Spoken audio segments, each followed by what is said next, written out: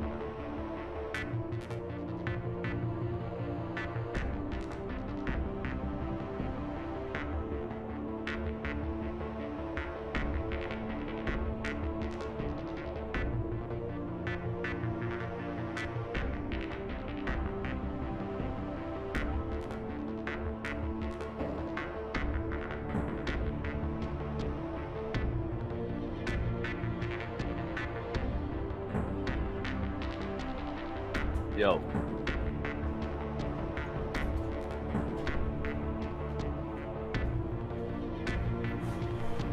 What's going on? I know there's no JD.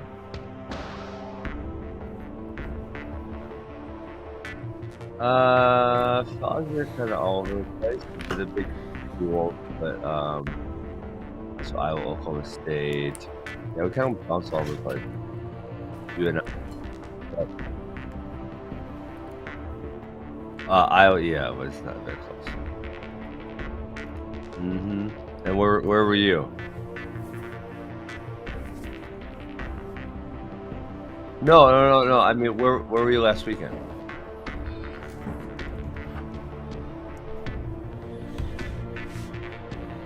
Yep.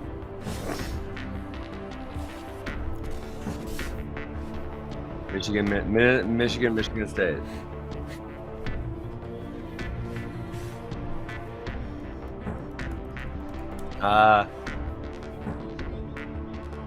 Oh, Nebraska, Penn State.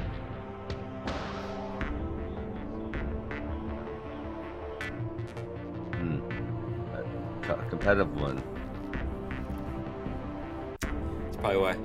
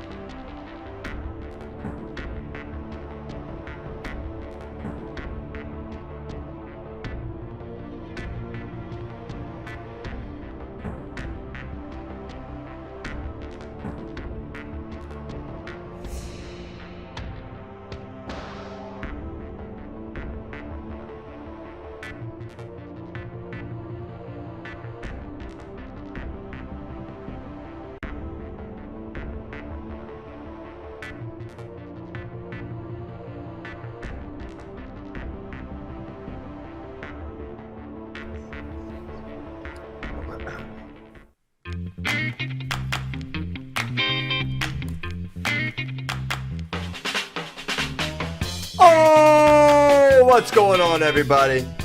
Welcome to episode 754 of FloWrestling Radio Live. I'm your host, Christian Piles, joined today, special guests, two of them.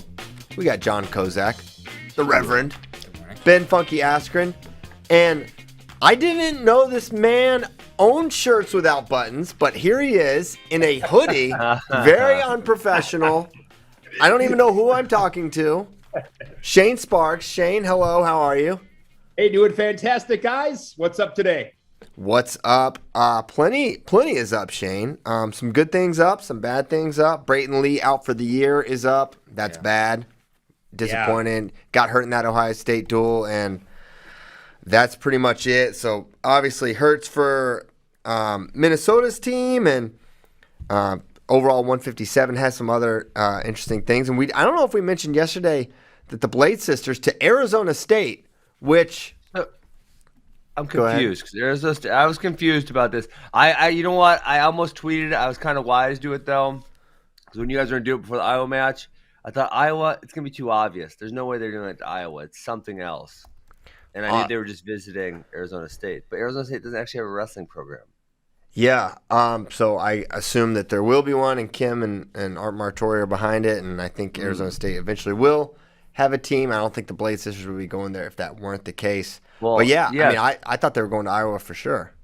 But so is that the so I guess that's what I was going to say, Christian. Is that the assumption we should make, that Arizona State is going to have a team here in the very near future? Because obviously they're very supportive of women's wrestling. They have a lot of very high level women wrestling down there. So I guess the assumption would be that they're now going to have a collegiate team. I would assume that assumption. Okay. Oh my goodness! All right. Slap him, Kozak. He won't. He won't. Oh, he'll turn the other cheek. I just save it for the ping pong table, dude. Ooh. You know what? I got him 2 days ago for the first time in a long time, and then yesterday, I kind of blew it. I kind of blew game one, and then game two, I was reeling. Yeah, I couldn't get it back together. Yeah, we have honestly. I think people would be very impressed if they watched us play ping pong. I'm impressed with myself every day. I can't believe it. I'm impressed with myself. That's a good one, Christian. Yes. A surprise to no one. But you know what I was not impressed with? Not for 1 second, not even if there's a fire. The second period of the 149-pound match with Shane Sparks' best friend, Max Murin, against Caden Gefeller. This was a masterclass. A masterclass of bad top wrestling, boring top wrestling, and maybe everything that Shane Sparks loves. I don't know. It had Max Murin and lots of mat returns, but I got to tell you, I had a hard time stomaching this one, and I'm. You know what we're gonna do? I know you watched it once. Let's make Shane watch it again and explain himself, explain this wrestling, and explain what was happening and how we can save college wrestling. We can roll it and talk over it, but some factoids. Caden Gefeller got to his feet, not like tripod. He got up to his feet standing 10 times in this second period. 10 times. Wow. He was run out of bounds 7 different times. And what drove me nuts here was a little, like halfway through the period, I was like, he's letting him stand up so he can drop down to this leg. That's what I didn't, Christian, I didn't realize that the first time either. He literally doesn't even try pressure or breakdown off the bat. He just lets him get up so he can then mat return him. And do you know what he does? That he doesn't drive him out of bounds. He gets him towards the out of bounds so that you cannot escape. Well, hold on. Great mat return right there, by the way. That's one. One nice job right there to stay behind. Look at this. Look at this. Another great mat return there on the edge. Keeps his foot in bounds, building riding time. You see that that's such stalling. We hate that, Shane, when they keep their foot in bounds. Then here's the deal, guys. This stuff is very simple. I am not going to sit here and tell you that this is always what I want to see. That is so misinterpreted by me. Like Shane Sparks thinks mat returns are the most exciting thing in wrestling. It's not true. I don't think they're the most exciting thing in wrestling. I think with Max Murin right now, Ben, and you can comment on this, you know more than I do. I mean, I'm not going to sit here and try to act like I understand this better than you do, but I think at this time of year, we got about, a month left Yeah. And Jim Gibbons told me this, so I'm going to steal it from him. But it resonated. Can we pause, Tyler? Can you pause the film and let Shane keep talking, and then keep going. So this time of year, you have to have a very clear definition in your mind of what you need to do to win, right? Like you got to be true to yourself. This is how Max Murin's going to win matches. This is Max Murin's clear definition to winning. He's going to score 1 or 2 takedowns. He's not putting 10 points on the board. He's going to be tough in the top position, get riding time points, get mat returns. He's stingy. He's physical. This is how he's a junkyard dog. This is how he's going to win matches. Now, and let me put this out there too. Caden Gefeller had 1 loss this season. I haven't analyzed who he's all beat, but he's got 1 loss. I think it's safe to say he's had a pretty good year. Yes. You got to win the match. This, for seeding purposes, big match. It doesn't always have to be pretty. I love this line. This is one I always go to. Sometimes it's got to just be gritty. You got to find ways to win matches this time of year. Heading into the tournaments, I mean, hey, do I want to see this all the time? No, I don't. But that so match, I don't think Shane. That's what he had to do. I don't think Shane. I don't think Christian's saying, "Are you drinking a beer?" No, I'm drinking my Sparks. Sparks. Oh, okay, getting jacked up. That's how you got so much excitement. All right. So I don't think Christian is saying, Max Murin, I want you to change your style. Listen to me. Christian is saying, here are the rules. Here are the simple rules of wrestling, and when you apply them, it looks very much like Max Murin is stalling really badly, especially the second time that you was he called? Watch it over. Was he getting called? And no, but that's the whole point. Thing, is like the referees. That's the whole point. The referees are missing this. He's gaming the system, and the whole keeping your foot in bounds is the worst thing ever because we all know the second the bottom guy does something good, the top guy's going to pull his foot out of bounds. The referees, if that happens, the referees need to stop it and say, "Listen, I understand what's going on here. You're not doing shit." In a minute 45 into the period, the ref he's like, "Oh wait, this is what's happening here," and he said something to Max. He's like, "Hey, you got to stop it, cut it out," kind of thing. Hold on, time to I got so many more points. We got to stop here, Tyler. So then, to your point earlier, Christian, because then Shane talked to us. The other thing is as the top man pushes the bottom man towards the out of bounds, the bottom man has to then try to resist and stay in, which then helps the top man get an easy mat return because the bottom guy knows if he goes out of bounds, then he's going to go back on bottom. Right? Yes. So, yes. But and then I think as we watch the rest of the period, Caden Gefeller just should stop trying funny business and made Max Murin would have looked worse if he stopped doing things. Yeah, you know that's a really good point. That's a really good point to bring up, Ben. Really good point. Yeah. Gefeller's the guy that's responsible to figure it out. And do shenanigans, and he should have stopped doing shenanigans. He should have just made him push him out. Hey, so in this footage though that I stopped it at, we got to rewind like 4 seconds. The Iowa corner is like going so insane, and it makes me disgusted because you know exactly what your guy's doing here. Your guy's trying to stall this shit out, and Gefeller's I think putting his hand looks as though he's putting his hand off the surface, which would stop the match and give him another restart. And they go so nuts. Look at these jackals in the corner. Look at them go. Yeah. I mean, they're going nuts over there. It's like, come on, you guys. We all know what your guys doing here. We all know. So let's stop acting. In 2014, everyone was like appalled with the drop down. You know, you line up, then you drop down to the leg. Yeah. This is just the next iteration, and like we always say, wrestlers will find up the way. The new game is let them get up. You can drop down to the leg because there's no count, and then you can do that for 2 minutes. Yes. Now, I'm not saying this is an infallible, impenetrable top ride that no one could ever get away from. I'm not trying to say that Caden Gefeller did great work underneath here, but I am saying this looks to be the next iteration, the next game that wrestlers are going to play from the top position, and it's just as bad as the drop down. It's not good. Yes. The goal in wrestling is to pin someone. There's nothing even resembling. You should not get 2 minutes of riding time without even a breakdown, without even attempting a breakdown. He didn't get a breakdown. Without even a top move attempted. I mean, we talk about riding time like, oh man, you shouldn't get the riding time point unless you get a turn, which I agree with. Man, we're not even seeing turns attempted, and this is not an indictment on Max or any team because I think it happens all over the place. But man, this was just like everyone saw this, and it's just not good wrestling. I mean, so not to just pick on Iowa here, although it does entertain me sometimes. I got that website Quant. You guys should buy them. PS.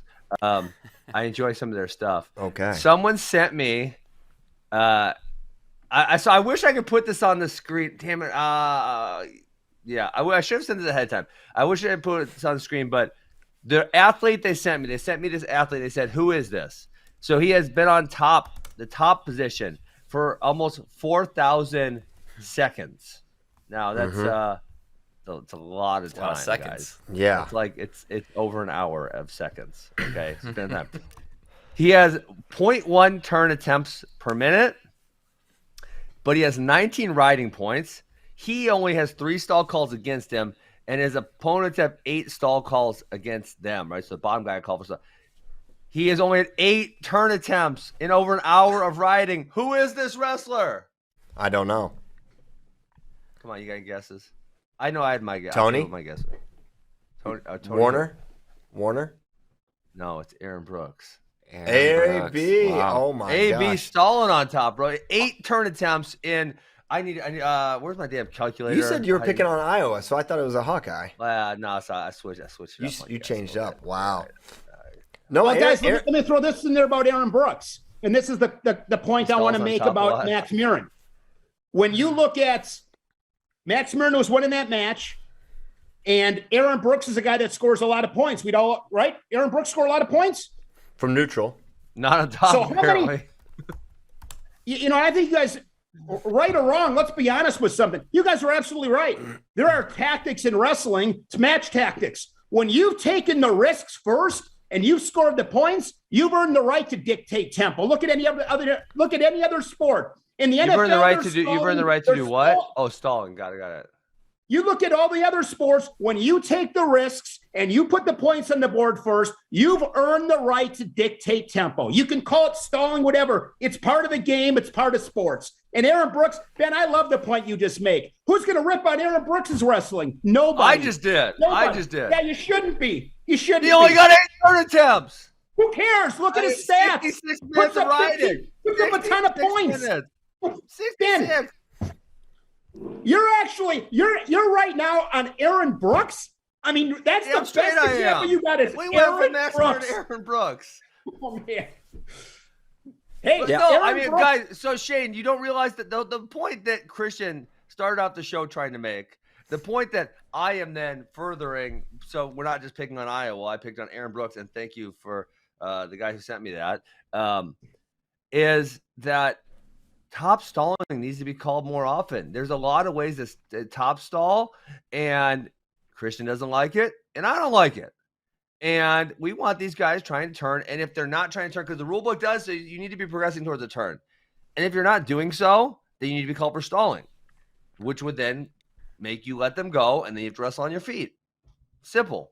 Am I putting words in your mouth, Christian, or is that the point you're trying to make? That is my point. Okay. And I think too. Listen, a huge goal is I want to improve the entertainment value of wrestling. I want it to be improved. I want more people to watch it and not be confused or not be bored. And you cannot tell me that is exciting. You cannot tell me that is good. I'm not vilifying anyone doing what they have to do to win, but I do think wrestling should hold itself to a standard of entertainment that I don't think it does. I don't think it looks in the mirror enough and says, man, this is kind of bad, right? Let's do a little something about it. A couple of years ago, I liked the rule, and I hey, for the record, I am all about turns. I would be completely fine saying you don't get the riding time point if you don't get a turn. Like, you got to turn, guys. A couple of years ago, and I don't know why this rule went away, but it was to get a tech fall.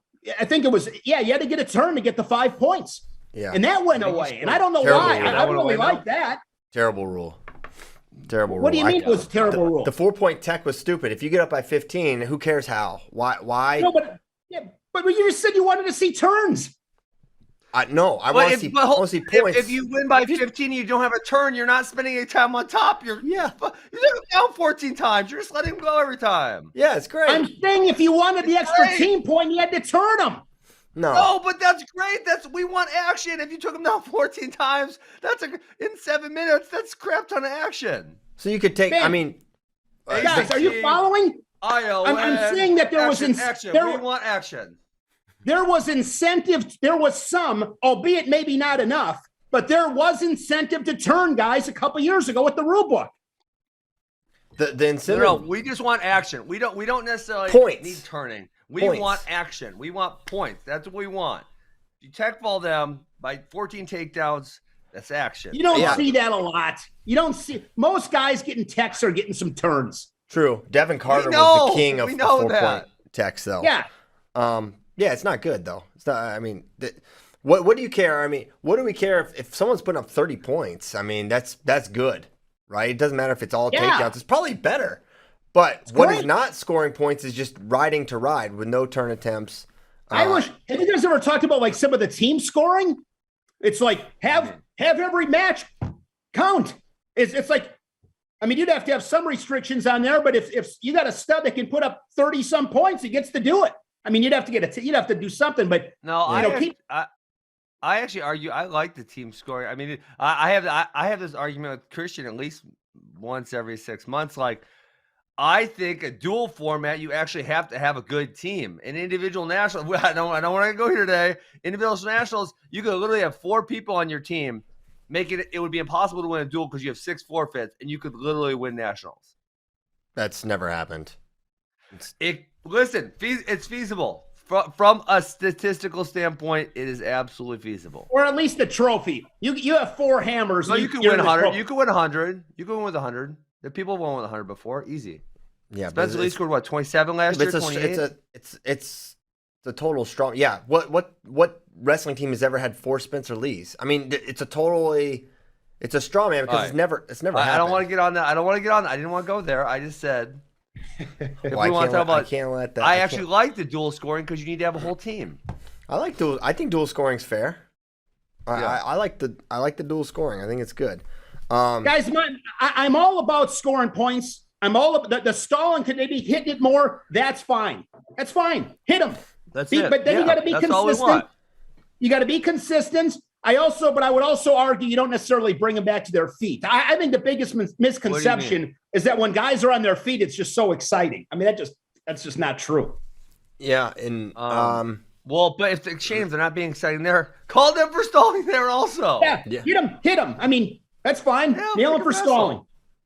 Yes, I agree. I think if he called it more, I think Max Murin would try a turn or he'd let him up, and then they'd wrestle on their feet and. I think it overall can lead to more exciting wrestling than we had in that particular moment in that match. I thought that. I'll give you another thing, guys. As long as we get, if I get my magic wand, yeah, let's go. I'm starting to think official review shouldn't be a thing anymore. Chuck it. Why? Because they never change it, or what? Yeah, well, I mean, here's in my experience. You get these challenge bricks, and you talk about we talk about growing the sport. Can you imagine flipping through Flo watching a duel and somebody throws a challenge brick out there and it's 6 minutes? I mean, this stuff goes on. If you can't identify something, and I know that from a technology standpoint, they got to line the video up and there's some communication's got to take place. Yeah. But if you can't see something in 30 seconds and you don't know, it's not that egregious of a call. Yeah, I agree. I don't know why it takes. Sometimes I'm like scratching my head to why it takes so long. I don't know if it's all technical issues or what the deal is. It takes forever sometimes. I mean, and then you're watching this. It's like, can you imagine being a random fan going through channels? It's like, what's going on? It's complete chaos. I know you want to get it right, but after watching this for a few years now, I'm just not sure it's worth it because a lot of times it doesn't get overturned anyways. I think at the national tournament, you got to have it. National tournament, I would keep it. But regular season dual meets, I don't know if the juice is worth the squeeze. I wouldn't cry if it went away. It's like, because then I would say this, and I'm not a big fan of this line, but I'm going to use it right now. It's like, hey, don't leave things in the officials' hands. Go out and score points. You don't got to worry about it. blanket statement, but I'm okay without official review. Yeah, I don't hate that, just because it seems to take forever.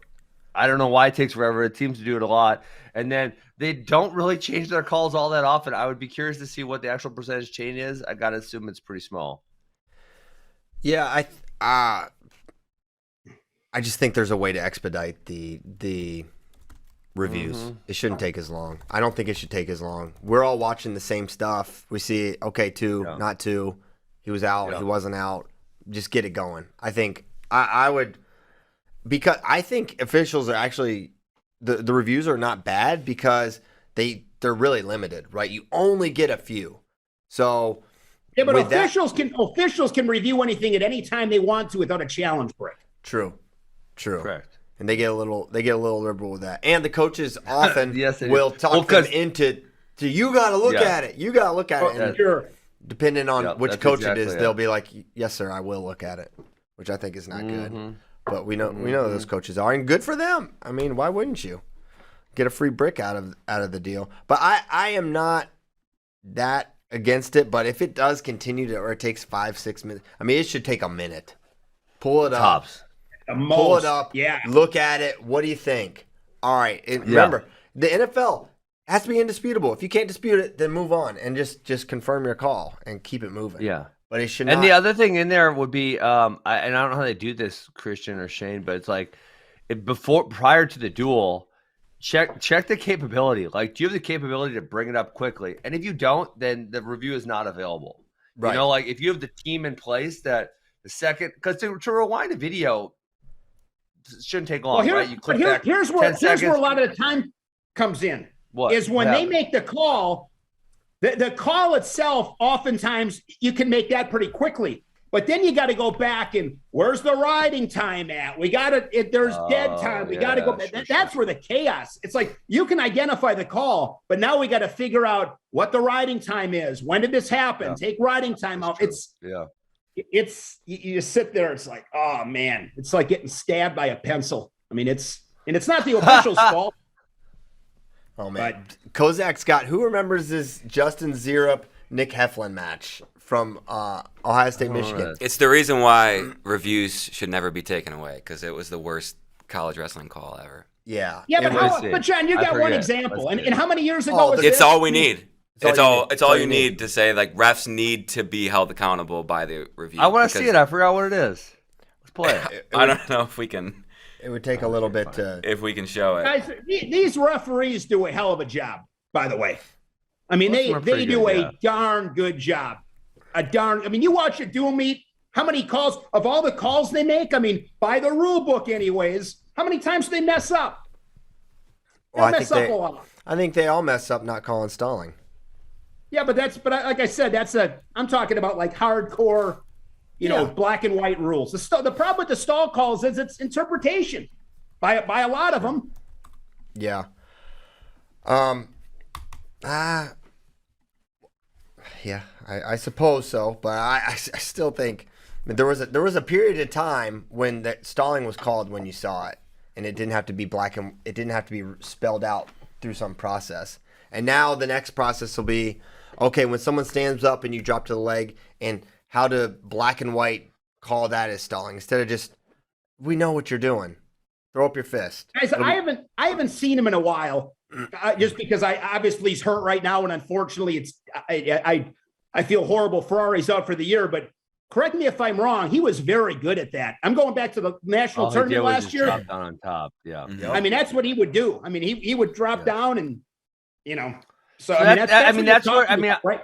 Yeah, as a referee, I think it's pretty simple. By like the third time the guys got to their feet and you drop down, like boom, you're not doing anything fair. On top.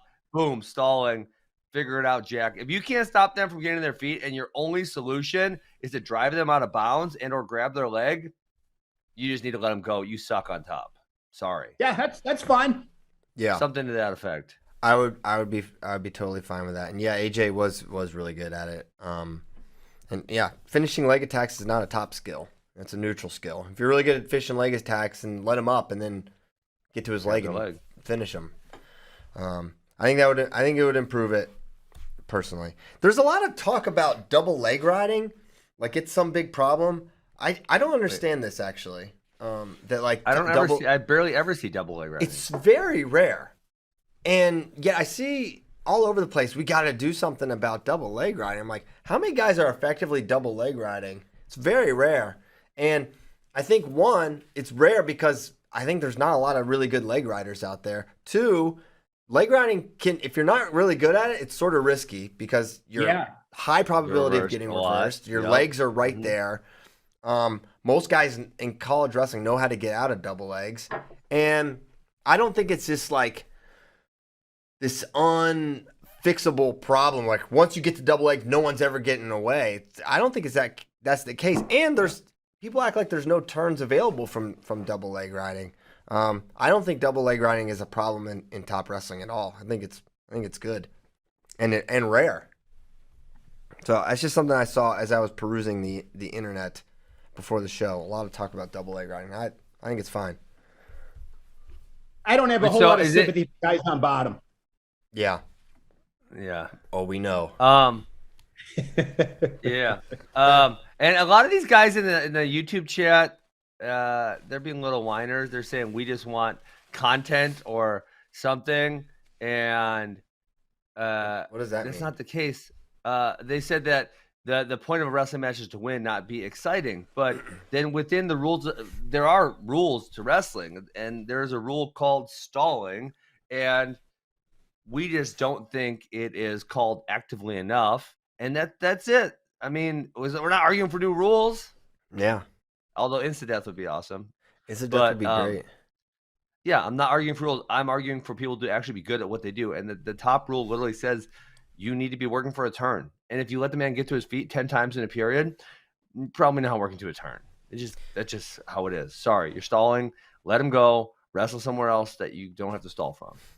It'd be interesting to see how many times stalling is actually called on the top man compared to in other, positions in wrestling. I'm sure it would be far less of a percentage than like in neutral. Yeah. Yeah. For sure it is. We saw a couple in the Penn State, Ohio State duel. That official seemed to have his own interpretation that definitely varied from how other wrestlers interpret stalling. But by and large, my biggest thing with stalling is the guy that's on top. I mean, we've seen this all the time. Wisconsin high school state tournaments in a couple of weeks. I always ask myself the day of the state finals, what kid's getting screwed today? Because it'll happen every time. You're dominating. You're controlling the match. You're on top with 30 seconds left, and you're up by 1. You know what? Get ready because we're going to sudden victory. And you know what, you guys, that'll happen. It's sickening to me. It's sick. That's where stalling, guys. I'd have to do some more thinking on this, but I'll throw you guys off. Now you're really going to go. Now you're really going to lose it. There's part of me at times, and you'd have to probably implement some kind of push out rule perhaps, but I think stall calls a lot of times just screw people. A lot of times there's just too many kids that get screwed on stall calls. Like I said, tough match, state final match. I mean, it's a good wrestling match, and the referee's going to nail a kid on stalling in the top position, and now we're going to sudden victory. I don't know. Stall calls do a lot of damage too. They do a lot of damage. It's not called right. It's called different in the final 20 seconds than it is, with 40 seconds left in the second period. It's inconsistent. Yeah, that is a fact. And you do see it more at the high school level for sure. And oh, man. Yeah, the last 30 seconds is definitely called. The guy who's been offensive the whole match, we've talked about this. I forget, it was the Peyton Robb match against Bear Claw. Like, that guy attacked for the majority of the match, and then because everyone knows he doesn't have to attack in the last 30 seconds, then he gets hit. That was bad. But yeah, and at high school officials can be big yikes from time to time. But this is like, I remember I actually have a few in mind, particularly Shane, since we're both in Wisconsin, as obviously the guy I was coaching, where there's freaking a hammer in the guy on bottom, but they can't get him over. They got bars, they got tilts, and they just can't, and then they call for stalling. But if you know wrestling, this is what we're advocating for. The Max Murin match is probably a very prime example of what we're advocating for. He didn't get a breakdown. he didn't get a breakdown. Not one. The other person got to their feet 10 times. There's a big difference between someone who's trying to run a bar for 30 seconds and can't get them over and someone who's not getting one breakdown. Like, and if people can't see that, I guess I can't help them because it's so obvious. It's such low level thinking that it's like, well, one guy just getting to his feet every time. The other guy is like fighting for his life on bottom. Those things are not the same. They're not the same. Yeah, I agree. Okay. There's some comments in the Facebook chat, and Ben, maybe this would be good to hear your opinion on why can't the top guy or the bottom guy when he gets to his feet get out? And I think that's what we're talking about here. Yeah, you know what interesting rule set that I just thought about while we were doing this that would just make it so much. We wouldn't have to call stalling. It would make it so much more difficult. Is the top guy can't lock his hands around the body or the legs, even when they get to their feet, because then that would more escapes would happen, right? And I mean, I guess the easiest way to point this out to some of you people who aren't understanding this is like, there's already things you can't do on top. Like, I can't lock my hands on top. Why can't you lock your hands on top? Well, because it would make it significantly easier for me to ride in or break down the bottom person. So we outlawed that. Right? Yes. And so there's certain things that we can't do because it makes it easier. And if you give the top guy enough tools, he can stay on top very easily, right? If you give them enough tools. So if we just let them lock their hands, doing say a gut wrench or a breakdown and then throwing a leg in would be way simpler. Or gutting them and just holding them on their back a little bit. It would be simpler. So there's already things that we can't do on top. Riding a figure four on the body, for example, right? That's something that's done in jiu-jitsu. People claim you can get injured from there. I've literally never seen anyone be injured from there in my lifetime. But if someone gets a body triangle on you, it's almost impossible to get out, right? Yeah. You're literally roll your back. Yeah. Well, no, you can't even roll to your back. You can't go anywhere. Yeah. You're just stuck. You're stuck. So if someone puts a body triangle on me, which is in wrestling, we call that a figure four, you very rarely can get out. Now, they can't score back points because, right, if it was wrestling, you'd be laying straight on top of them and people can't get back points to their body. So between the top figure four and locking your hands, there's already things that we've acknowledged that the top person can't do because it would make it so difficult for the bottom person to get out. We would see very few escapes. So if we talk about the top person's weapons and some of the stalling calls, because we talked about the drop down being so popular, say 5 to 7 years ago, and we kind of effectively outlawed that, which we should have, because it makes it almost impossible for the bottom guy to get out. Now there's a few more things that we're identifying. Locking the crotch and driving out of bounds makes it very difficult for the bottom guy to escape. Not impossible, just really, really difficult, right? And so if we're saying, well, we've already outlawed some things because we realize what it causes, why can't we outlaw a few other things because we realize what they cause? It's pretty simple thinking. I'm with you. Hey, guess what we went over at 512 Outlaws yesterday, Ben? Figure four on top. No, we went over that. We went over that hammer lock to where you grab the chin and take them over. Oh, hell no! No, what? We did. Tell them just to pin them. Just to pin them. Don't even. That's what we did. It was the pin. Wait. Oh, I thought you said the tilt that you were talking about yesterday. No, but we did show the tilt actually too. But we showed the pin. Yeah. So I don't know if that was a pure coincidence or what, but we went over that. They're listening to the show. Yeah, maybe. Yeah. So yeah, that's a pin. That's a pin and hold there. Okay. Other stuff. Russia pulled a bunch of their guys from Yasser Dogu. I say it the wrong way, but I don't care. I'm not gonna say Yashardo. I refuse, even if it's wrong. John, you're our resident freestyle maven. What are your thoughts here? Yeah, well, I'm interested to see where they wrestle, because the article that they released about the Yasser Dogu entry list says they might go to the Kolav or they might still go to the Dogu. So it sounds like it still could happen.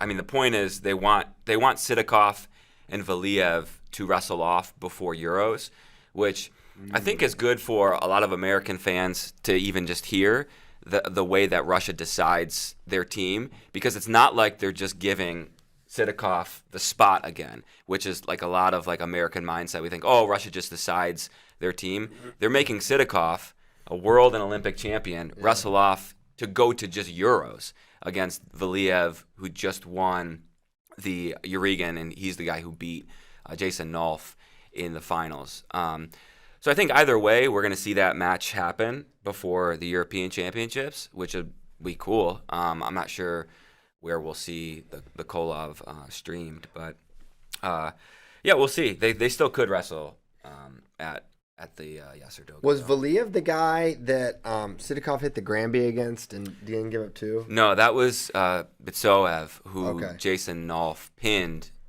in the quarters or semis at the Urigan. Gotcha. Yep.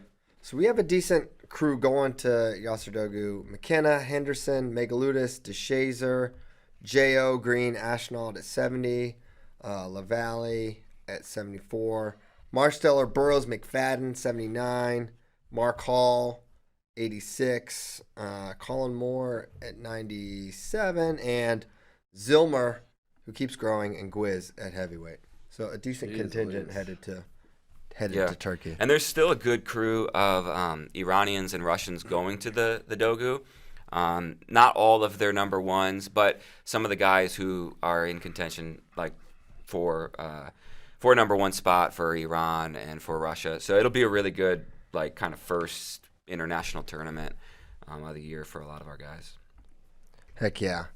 Shane, what's new with you? What are you Sorry, commentating I gotta flip this out. week? Hold on. Can I flip out on the Facebook chat one more time, and then I promise I'll shut up? Well, I hope. Bunch of these dopes are like, what about the bottom guy?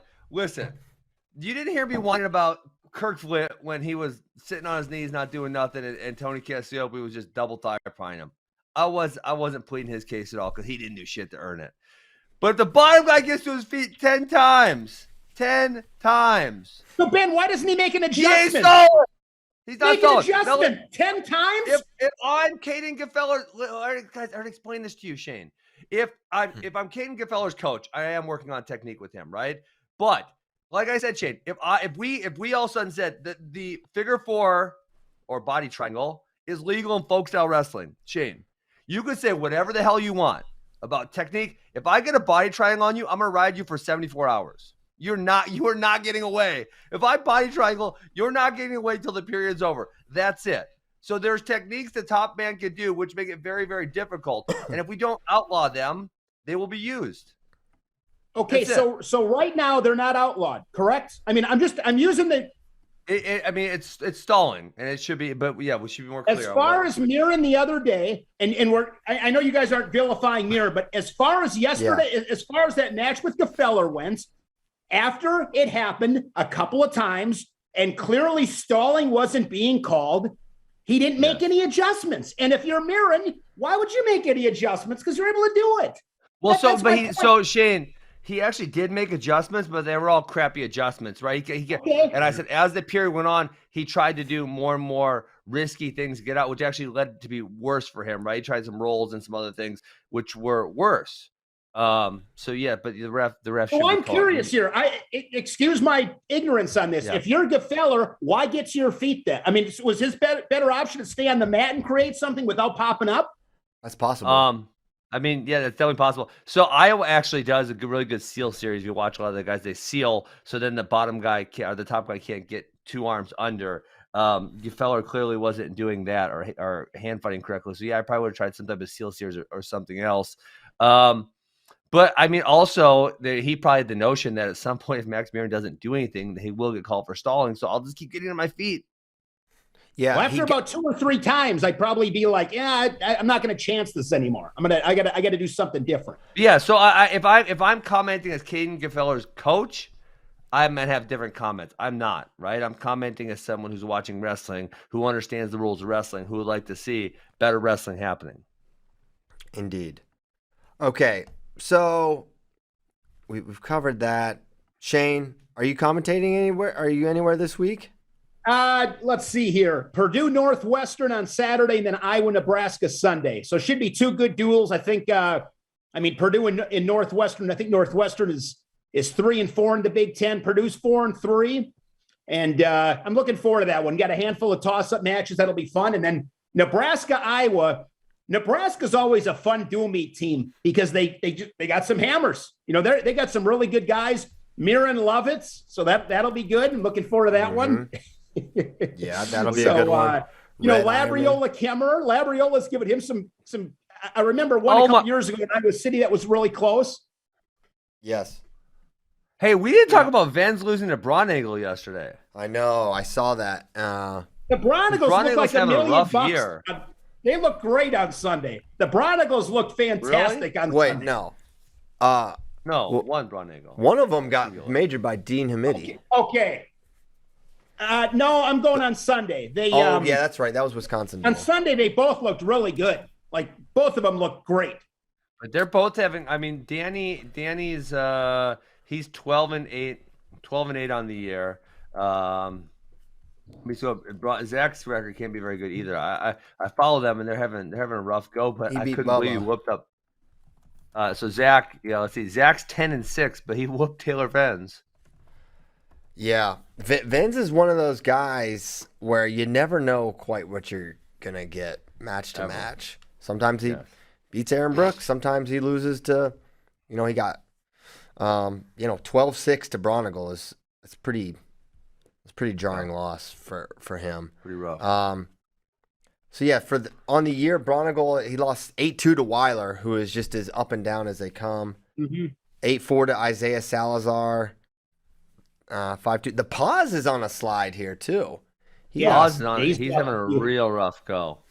Yeah, I don't know if he's lost 4 of his last 5. So he lost to Brooks, Malshewski, Rocky Jordan, and Cochran, and the only win in that stretch is a Ryder kid. The Big Ten is unrelenting in a lot of weight classes in 84.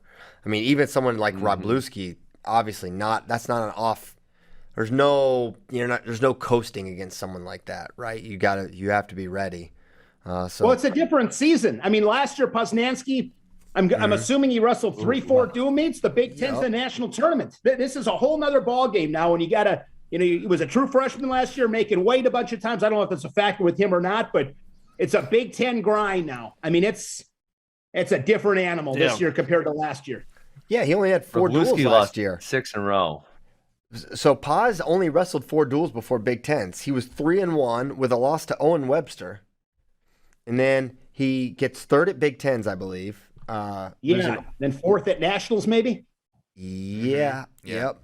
Lost only to Keckheisen and Heidley, 2-1 and 5-4, respectively. So, yeah, there's not a ton of data on him, really. He only had 15 matches last year. Now he's got 18, a little more film. He definitely caught a lot of people by surprise last year, getting 3rd at Big Tens and then 4th at NCAA. So maybe he's just becoming a more known quantity. Can have a negative impact. I'll give you a guy that I really love watching wrestle, and I am not. This kid is very good. If you say Max Murin, we're gonna lose our mind. I really like Lucas Bird from Illinois at 133. I saw him last year. I did a duel with Indiana and Illinois, and I'll be honest, I had never heard of Lucas Bird. I had no idea who he was. This is last year, and he wrestled, and I watched him, and he's a guy. He's very good on his feet, and he is good on top. Yes. Good mat returns, but he works. He's got a lot of purpose to what he's doing on top. I mean, he's not just hanging out on top. And I am really looking forward to watching a potential matchup of him and DeSanto. DeSanto wrestled him twice last year. That's the semis of drilled him pretty good once, and then Bird, shrunk the gap a little bit. But Lucas Bird, he's fun to watch. I mean, he is fun to watch for Illinois. He's one of my. I really like watching him. Yeah, I like him a lot too. I think he's tough.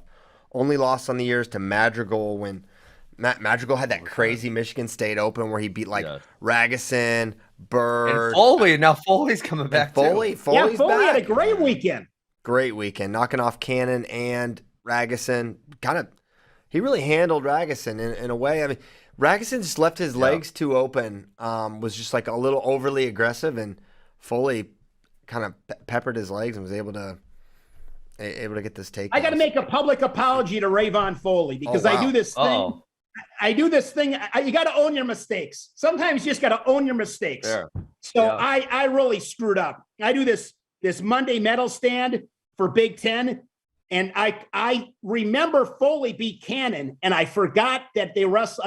I missed it, and he should have probably been not only on the medal stand but atop the medal stand. So Rayvon Foley, I apologize. I missed. I had a fastball down the middle. And I just missed it. So that's bugging me. That's pissing me. I'm pissed at myself. It's like, come on, slow down, Shane. Slow down. Review your work. Slow down. So Rayvon Foley, I'll make it right when it's all said and done. There you go. Michigan State. How about guys? This is another guy. This is with Ferrari out at 190 or at 197. What do you think of that weight class? Will 197 be the best weight class of the tournament? It's the most competitive, combustible, right? Combustible. Anything could happen there. Anything could. Yes. Who's super? I mean, yeah, we talked about it a little bit yesterday, but now with Ferrari out, it is one of the most wide open weights I've ever seen of any year, any weight, and with that, it's gonna be absolutely exciting. I think I kind of waver. I think I may be more excited about 65, maybe because I think there's a lot of really fun style contrasts and storylines in there with someone like Bull trying to finally get it done, and you've got this young guy Keegan O'Toole, and you've got talented guys like Karchla and Hamidi. We're still kind of not sure. And then of course, I'm getting there. I'm vamping. I'm getting it. Then you've got, that's not even mentioning the returning national champion, Shane Griffith. And that's not even mentioning the guy that picked the returning national champion apart at CKLV, Evan Wick. See, that's how I was going to bring it up. You guys are impatient. You got somewhere to go, somewhere to be. But yeah, that weight for me is fantastic. And now you can take Brady Berge out of those rankings apparently, because I guess he's on his way down to 157. It sounds like, which will be interesting in that I think it gets a lot of attention from wrestling because it's a storyline for the number one team. But if Brady Berge goes 57 and scores 0 points and they get 0 points at 65, I don't think it makes a bit of difference for Penn State. But it is something to monitor. And one thing that's interesting about that is with Brayton Lee out now, that's one less spot that Berge will be able to steal, right? Because he's obviously not going to earn an allocation. So he'll have to thread the needle all the more at 157, which, I'm not sure how many spots 57 is going to get at Big Ten, but generally it's a lot. Not great in the Big Ten. Yeah, so let's look at it real quick. Because you got the first Big Ten guy ranked Deacon, and then you got Deacon, and then there's a drop. So Brayton Lee's out at 6, so Peyton Robb at 8. Young. Kendall Coleman at 11, Luan at 12, Young at 13. And then Model, how low did they go? Model's 22. Did they go that low or no? I bet Model and even Saldate may earn. Mm-hmm. I bet we get 7 or 8. 7 or 8, yeah. I mean, that's doable, right? I think. Oh yeah, I mean that Berge could definitely steal a spot there. Yeah. I don't know who Ohio State's going to go with. Ohio State's been going with so many guys that they're not going to earn. Seriously, what's their deal at 57? They can't pick a guy. They're just waiting for Patty. They need to get Patty. Who did Patty just? Oh, Patty lost to Levi Haynes. Yeah. Levi Haynes, thank you. Yeah. Mm-hmm. He was up late, and then Haynes got the takedown and near fall at the end. Yeah. Okay. Yeah, what a bummer with Brayton Lee. Big bummer. Yeah, I like Brayton a lot. Yeah, man. Tonight, we're gonna have Iowa State versus Missouri, and I think JD has some picks in there for us to do. We need to do that. We do need to do them. It's also notable that JD hasn't put his picks in here, so we're gonna have to make sure he does because he's down big. He's gonna need a Hail Mary. He may start getting desperate. Kind of sucks at his own pig. I know it's funny because he's so good at setting the lines, but he just has terrible. Mm-hmm. He has terrible instincts. But you know what? The lines makers at Vegas are the ones that make all the money. It's not the people. Mm-hmm. It's not the people. Yeah, good point.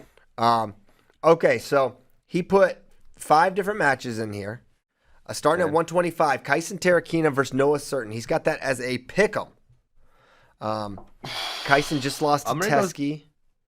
Yeah, after I watch the Teskey match, I'm gonna go Noah Certain. I would have thought he would have had Certain favored by. I would have thought that line would have been Certain by 1.5. Really? Yeah. I don't know, man. Noah Certain's tough guy to trust.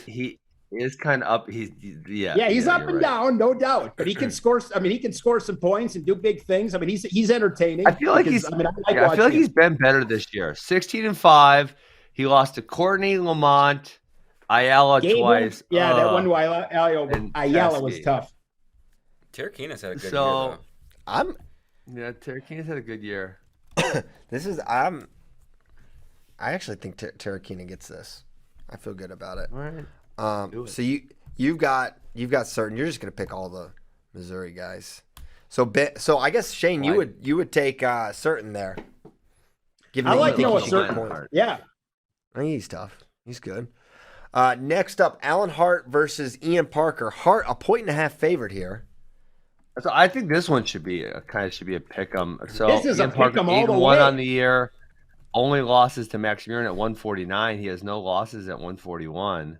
I mean, Hart beat him. So they split, but that was when Hart was a third. Last year was a 7-4 win for Hart. Yes. I don't know. So you think this is a pick 'em? Parker with the point Parker and a half. with the points. Yeah, I think Parker with the points makes sense. Yes, I think that's That should be a good match though. This is gonna be a close duel. Mm-hmm. I want Kevin Dresser to say Iowa State will never lose to Missouri ever again. I want him to say it. That was such a fun storyline. They lost 3 in a row. Okay.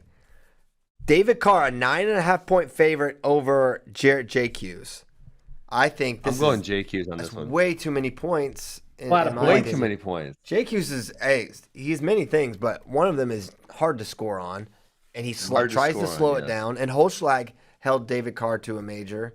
Yeah, for sure. Now I'm sure the fact that he beat him 14-1 last time is having a big role in that. But I think in a duel, yeah, I mean he's lost 6-4, 3-2, 6-3, 3-2. 2-1, 2-1, 2-1, 3-1. Those are all his losses this year. So yeah. Where's this duel at, guys? That's a lot of losses. Golly, it's a lot. Yeah, I mean, he's kind of. I mean, they're all not terrible guys, but Teamer, Wyatt Sheets, Justin Thomas, Jared Franek, Humphreys, Ed Scott, Brayton Lee, Connor Brady, Jared Franek. Yep. He was pinned by Humphreys, by the way. Oh, yeah. Humphreys is a pinner. Yeah, he's tough. Isaac Judge versus Keegan O'Toole. O'Toole by tech/pin is the line. Yep. Bingo. So, Keegan. I can't go against Keegan anymore. What am I doing? What am I doing? Where's this duel at tonight, guys? It's at Columbia. So they got the Missouri State tournament starting tomorrow. So many state tournaments starting this week. Mm-hmm. Huge. Iowa, VHSL. You could be tuning in, Ben. Illinois, right? Illinois, I think, is this week. Why are you laughing? What is so funny? They got 7 divisions. That's not even slightly competitive. Buffalo Gap punched 10 through. How about that? Ben, let me guess. You're a fan of California in their one division. Please tell me you're not. Well, I obviously I look at it from multiple hats. And the one aspect, I love the competition where there is only one winner, right? But in the other thing, like in certain states like that, guys they go undiscovered because it is so hard to win. So I think there's a healthy balance. So like California has 800 teams, one division, but I know like some of those other Western states, they have like 100 teams in 5 divisions. So we're talking literally 20 teams per division. Like I think that's kind of Missouri's got like 250 in 4 divisions, so we're talking like 60 teams per division. Wisconsin's got like 350 in 3 divisions, so it's like 120 per division. So I think that's kind of like healthy marker somewhere in there, like 100 to 200. When you get 800 teams in one division, people get buried and they get lost. And, for college recruiting and that type of stuff, I don't think it's great. Any state with one division, shame on you. It's pathetic. It's sad. Oh, really? Wow. Any state with one division, it's the biggest travesty in high school athletics. Whoa. It's horrible. Really? Terrible. Most people love it. Wait, no. I want to listen. People I want to hear it. Yeah, I mean, that's because people that like it are people that only view wrestling from a fan perspective and not like what is the purpose of high school athletics. Like exactly. There is no way. Like Buffalo Gap has 487 kids, should not be competing in sports. These schools that have 3,000 kids in Northern Virginia. It's just like a completely different thing. I'm with you, Shane, but I'll let you go. Well, here's the other thing. And I went on this. I made this comment about California on Twitter a couple weeks ago when they're bragging about the California State Tournament. It's sad. We always talk about growing wrestling, and it's always like it just makes me throw up in my mouth. That oftentimes. Here's how you grow wrestling. You make it I'm the poster child for this. I went to a private school, and in Wisconsin at the time, there was a private school division, okay? And I got to wrestle for that state title. It's one of the greatest experiences of my entire life, okay? If Wisconsin had one division, there is no way in hell I would have made it. I just wouldn't have. I wasn't good enough. But you know what? So many people, that experience changed me. It gave me a great experience with the sport. It did things for my life that everybody talks about that wrestling's supposed to do, and it has done that. Look at me. Look at my life. Wrestling's a huge part of my life. And the other thing it does, too, is when you have these state tournaments, like I'm using Wisconsin because I know it. Yeah. When you bring all these different kids to the state tournaments, the communities get involved. The media gets involved. California's got 10,000 people at their state tournament. They think it's good. But that is pathetic. It's pathetic. Wisconsin will have 14,000 people there, and it's sold out. Cole Center's going to be sold out. Going to be sold out. And I know California, I know logistically, because if you're in Northern California compared to Southern California, it's like being 5 states away. But there has got to be more divisions. And guys, here's the reality. Christian, you pointed on it before. It's high school athletics, guys. Let's be honest. Less than 1% of all those kids are wrestling Division I anyways. So you're going to come up with a system based on 1%? Let us have a bunch of state champions. Kids can feel good. Their communities get behind them. Let them have the experience. You want to figure out who's the best in the country, go to Fargo. It gets settled there. All right. So I enjoy your guys' take. Like I brought up, I think there's a lot of Western states who have literally like 100 and some teams and 5 divisions. So we're talking, in Wisconsin, that would be like a sectional, Shane. There's 16 teams in a sectional. 2 of the guys go to state. I feel like that's just a little too easy. So what do you like think about what the healthy balance of that is? Because I think California is too hard for one division. Sure. I'm not saying Wisconsin should have 6 divisions. I think Wisconsin's perfect at 3. But I would say this. I would always err on 1 too many divisions. Like, I think Indiana's 1 division, and I love Indiana. I mean, Indiana's really good wrestling. But I think Indiana's 1 division. That's horrible. New Jersey, I think, might be 1 division. Any state that's got 1 division, you are completely missing the boat, and you're lazy. You're lazy if you got 1 division in high school wrestling. Your governing body is lazy and taking the easy way out. This is the way it's always been. This is the way it's always been. Give me a break. And I had a really good chat with Adam Terapelli a couple of weeks ago. He agreed with me 100%. He told me that California is like doubled in size in the last 30 years, and there's still 1 state champion because double. You mean amount of participants? No, it doubled in land size, Ben. Yeah, double. Well, I don't know if he's talking about general. Dumbass. He could be talking about general population too, like it's general population possibly. You could be talking about high school participants. You could be talking about the amount of teams. There's a lot of quantities that you could be talking about. It was land mass size. Let kids have opportunities to do something they'll always remember. It's not hurting anybody. And here's the reality too, guys. People don't remember. Like, come on. I mean, people act like I don't remember what. I'm talking about it's not doing any damage on. You're not hurting anybody having multiple state champions. It's fine. Yeah, it's fine. 6 is a lot. I mean, Virginia is a lot. It's more than it needs. With 3, I thought was right. I thought that was right. Yeah. But I think 1 is kind of insane. If 1 for like Buffalo Gap would probably never have a state champion at a state anything it's ever. Sad. Ever. And then how do you grow wrestling? You're not growing wrestling like that. Think about football. 487 kids. Guys, guess how many state championship football teams California has? I believe I'm right on this stat. Terapelli told me this. I might be wrong, but I'm close. Many? 15. Stop. You're lying.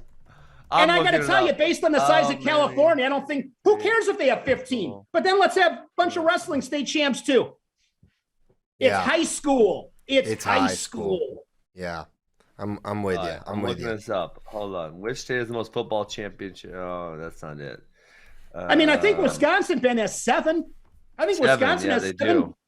And it's great. Yeah. All the communities are there. It's a big deal in those towns. It's celebrating athletics. It's giving kids opportunities. Wrestling is killing itself.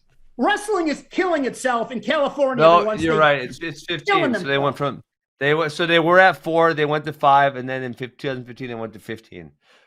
Wow. Yeah, it's fine. I have no problem with that.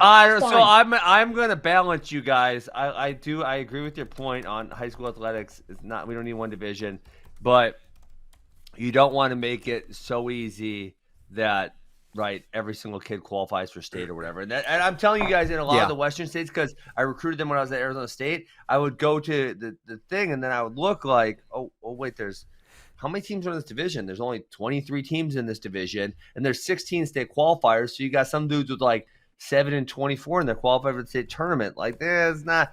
So I don't think that's how it should work, So I think there should be some type of metric on amount of teams versus the amount of state divisions, and there's a healthy balance. 800-1 is not a good balance. Yeah, but either is 20-1.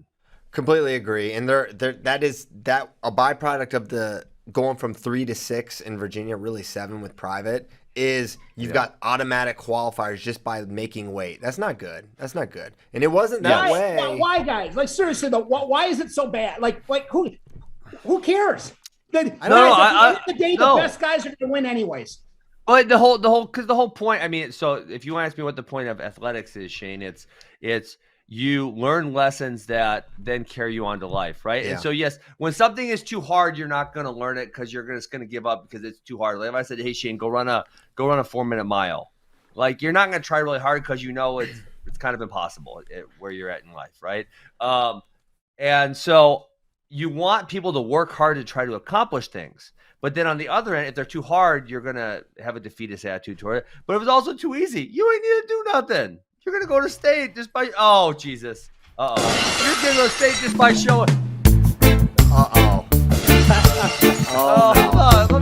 Let me finish this thought before we bring him in, for God's sake. Gosh. You're going to go to state by just showing up. That's not good either, right? We want a healthy balance of we need to work hard to accomplish things and have some meaning behind it. All right. Sion, do you even know what we're talking about? No. Oh, perfect. We're talking about states that have 6 divisions and states that have 1 division and what's the healthy balance. I think it's a waste of time having 6 divisions in a state. Get them out of here. It's why we should lock watered down. It's in the boat.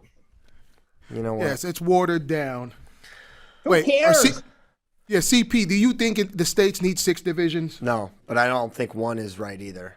Maybe 1 is not right, but 6. 6 All right, bananas. let's agree at 4. 3, 4 divisions. 2, 3. I say 2. Per 2. the amount of teams, guys. It depends on the amount of high school teams. So I found some stats on participation. Let's go of wrestlers across the various states. So to put in perspective on what California is doing compared to some other states, I think Travis already has it up on the screen. But this is from 2018-2019. California had 22,000 participants in wrestling. In 1 division. In one division. As opposed to, a state like Michigan. Michigan has 4 divisions. Or they had a little over 9,000. Okay. Ohio has 3 divisions. They had a little over 10,000. So I think that puts into perspective as Shane put it, the opportunity that California is missing out on in their state tournament, even if they had 2 divisions or 3 divisions. It's not like it's going to water it down compared to others. So wait. So you're saying any state that has 6 division is giving out participation trophies? 6,000. So we're talking about 1 division per 2,000, 3,000 kids. That's good. Mm-hmm. I like that. So now, wait. So those, I'm saying, participation trophies is what we're giving out now for 6 divisions. I mean, to put it to use Jordan Burroughs' words. I love Burroughs stuff. I love that take Burroughs. Sometimes it's needed. No, sometimes but that participation. was for little kids. That was Right. for little kids, not high school kids. So when my daughter got a last place medal, They are still. There's a continuum. So, like, little kids, get them ice cream and get them participation trophies if that's what's going to keep them my daughter in. was so pumped about her last place medal in her first tournament. It was hilarious. She was like a deer in headlights, got whooped 3 times. Awesome. And she still wanted to go get, she knew it was her last place medal, but she wanted that damn medal. Yeah. Hey, she just won her last tournament. She was pretty pumped up. Good for her. Yeah, and then, so it's a sliding scale. Like, early on, young kids, it's like you just need fun incentives to keep them in the sport. High school, less of that. You don't want participation trophies, but it should be attainable. Success should be attainable for small schools, period. And it's large, especially in team sports. It's not, but in wrestling, it's tougher. I think. But look at California. They still have 30 to 40 matches. Though maybe they all don't get to qualify for the states, but you do have guys that's regional that end up being All-Americans and national champions that ain't ever won states in California. I know, but that's what a shame. What a shame. Yeah, California is. I can't even. I'm done talking. California. What an embarrassment. Yeah. High school athletics. All right, they need maybe 2 divisions. 2, 3, maybe 3. Champ. California. What a missed opportunity. Can you think about a bigger missed opportunity than California high school wrestling? 28 kids get to wrestle for a state title. Ben, you've done it. I got to do it in the private schools. It was the coolest. Wrestling for that match was so awesome. It literally was one of the coolest experiences of my life. Why wouldn't you give that to as many people as you can?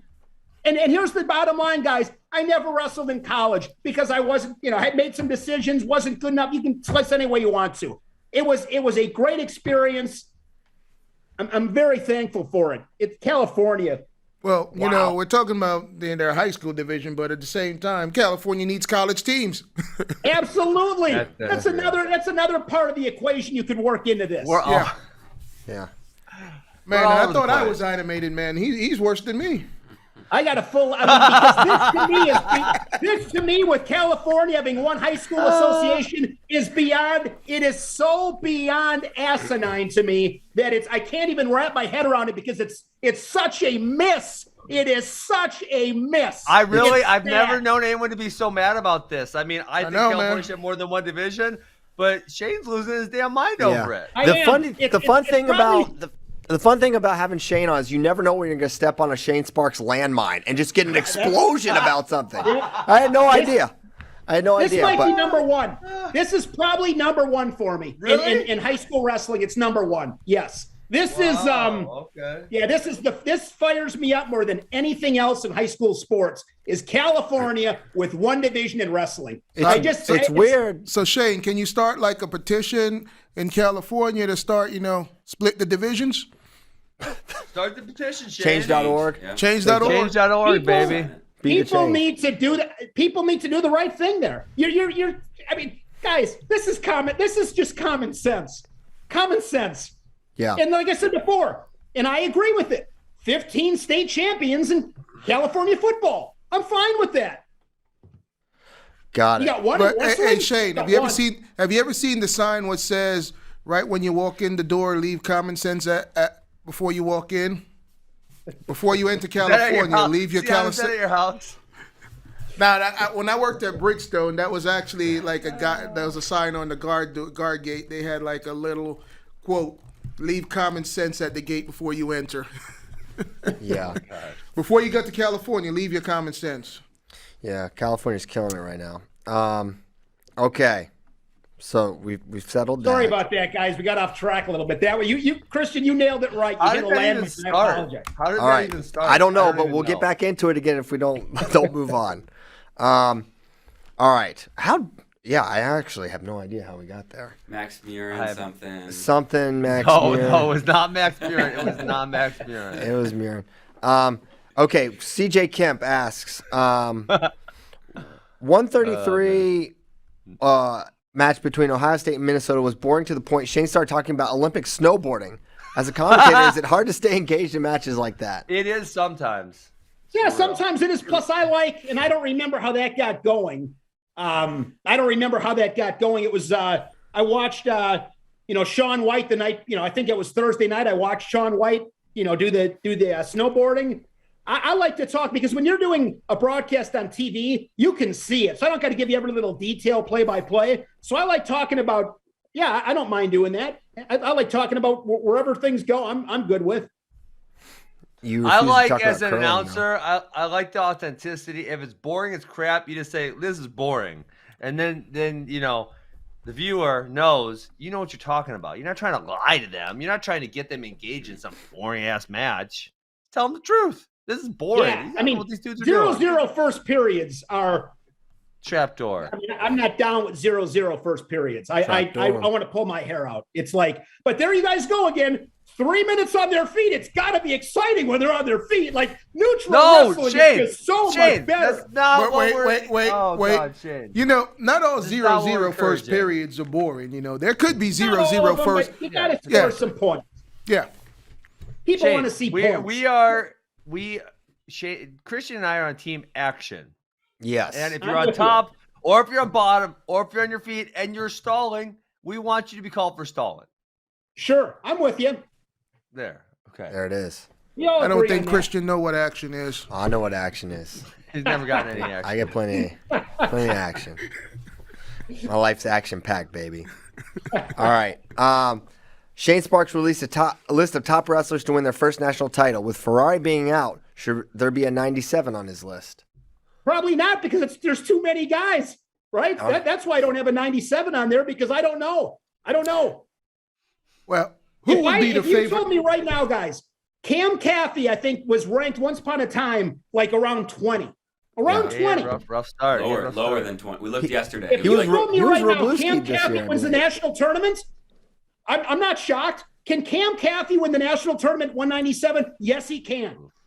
Ooh, can Max Dean win it? Yes, he can. Can Jacob Warner win it? Yes, he can. Can Eric Schultz of Nebraska win it? Yes, he can. Those guys can all win. Is this an Obama rally or what? I think Schultz. Isn't that what he said? Yes. We already referenced change, and now we got back to back. Yes, we can.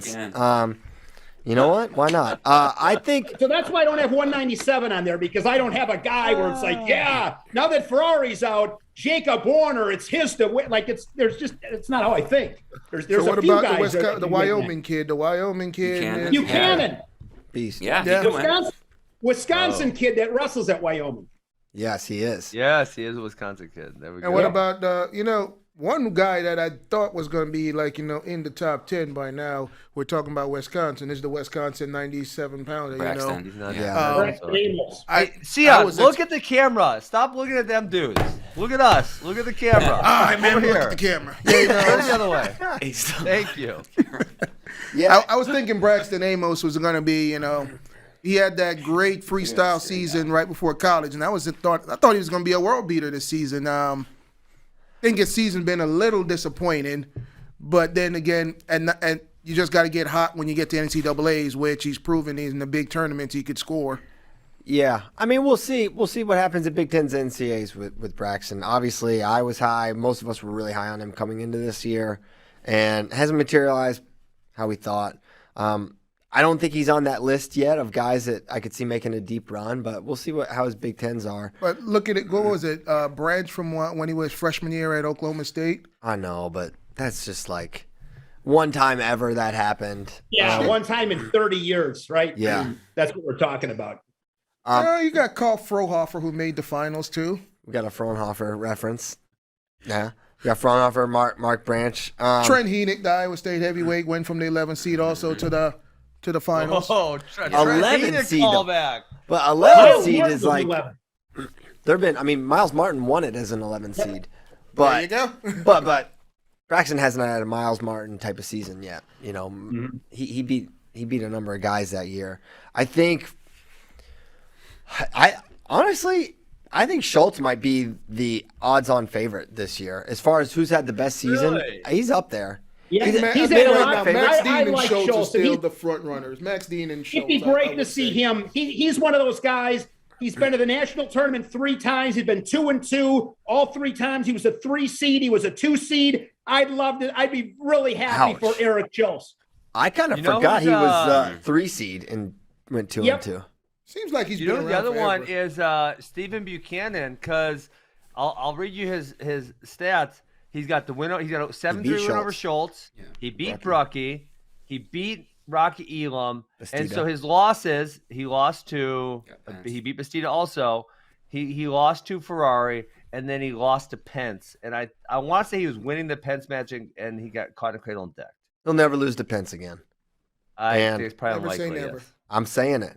You Never can't say stop never. me. Pence has got a lot of pins. How many pins does Pence have? 1, A lot. 2, 10 or 3, 11, 4, I'd say, yeah. 5, It can happen 6, again. 7, 8, 9, 10, 11, 12. He's got So you- 12 so pins you- and 16 wins. So I think you got to change that wording. You can't say he got caught. You The don't have guy's to a say pinner. never. I didn't say he got caught. Ben said he got caught. You can't say he I got agree caught. with you, I Sion. said he was winning. Yeah, and then you said he got caught.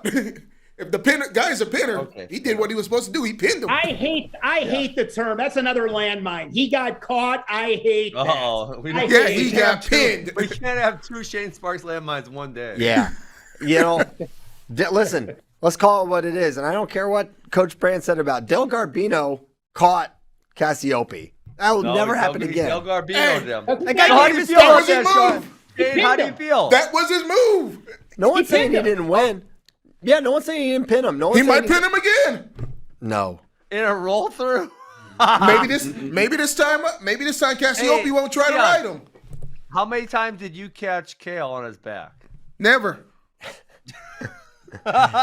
He didn't even hit a Granby roll on you? Never. No. Did you Guys, ever let me actually tell you wrestle? Hey, wait. Let's stay on topic. This is not about Kale. Let's leave Kale out of this. Here's a great What about line from Zach Jim Thompson? McCoskey You ever from catch Minnesota Mankato.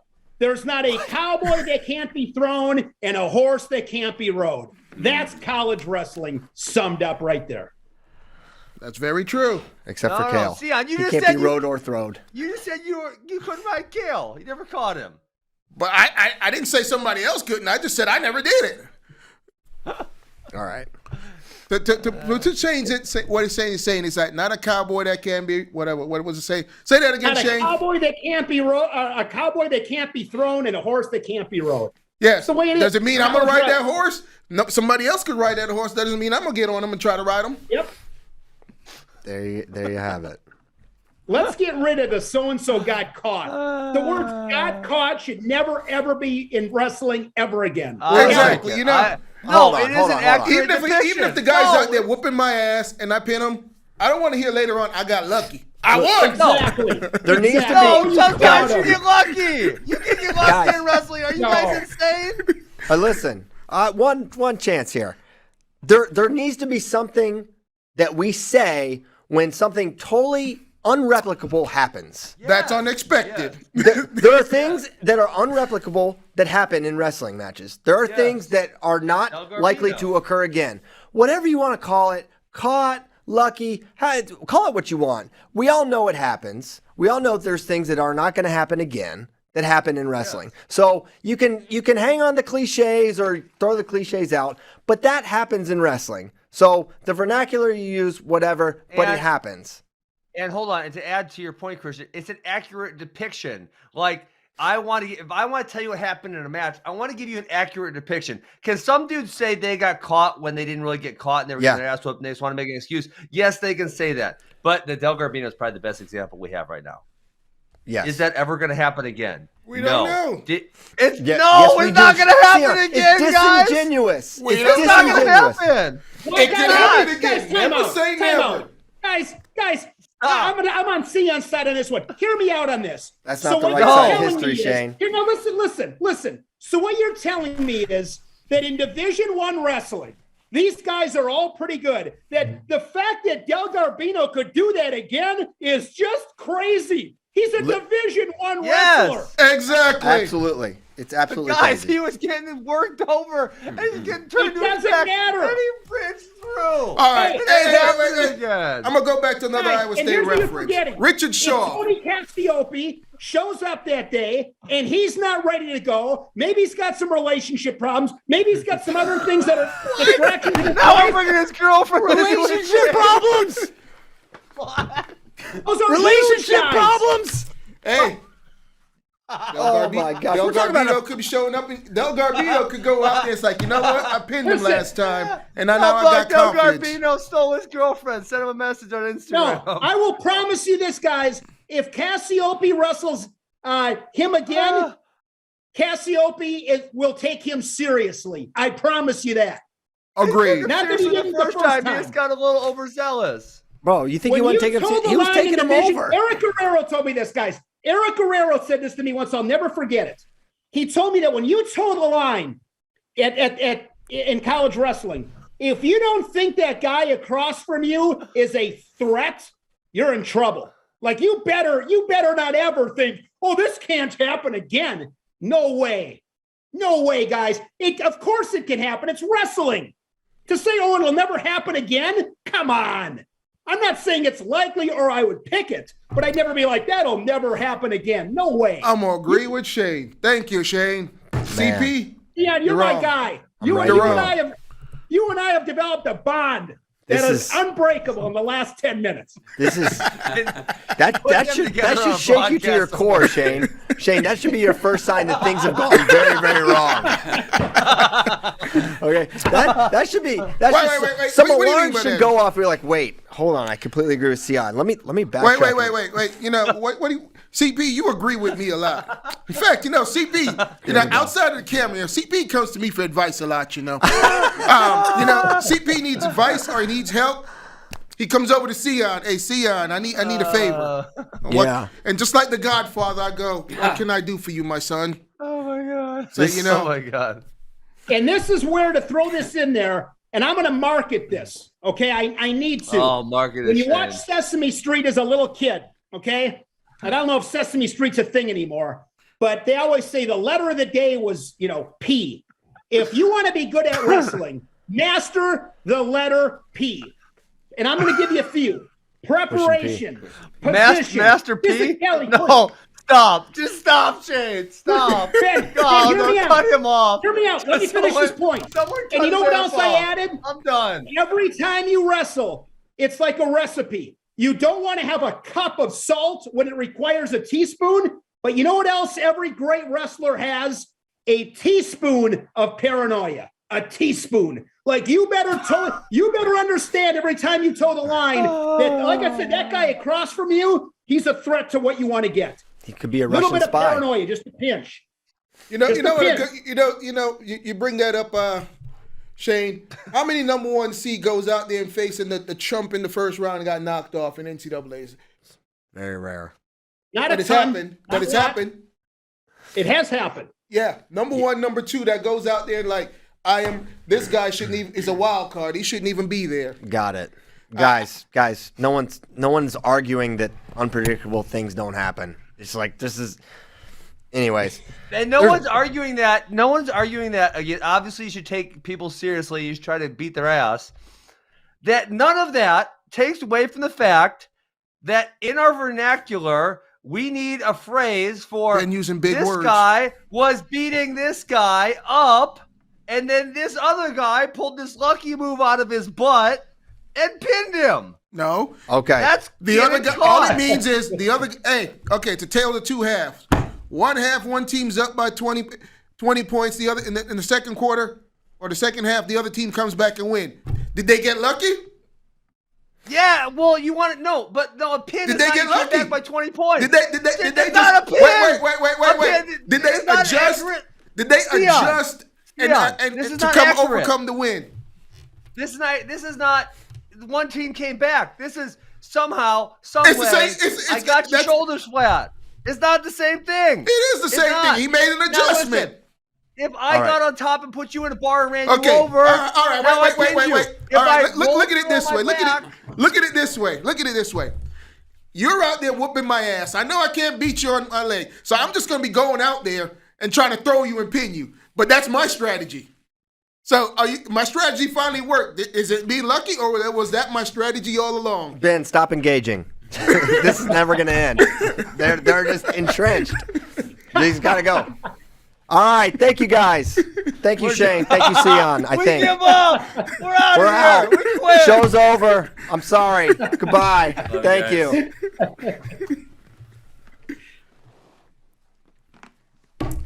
Come on.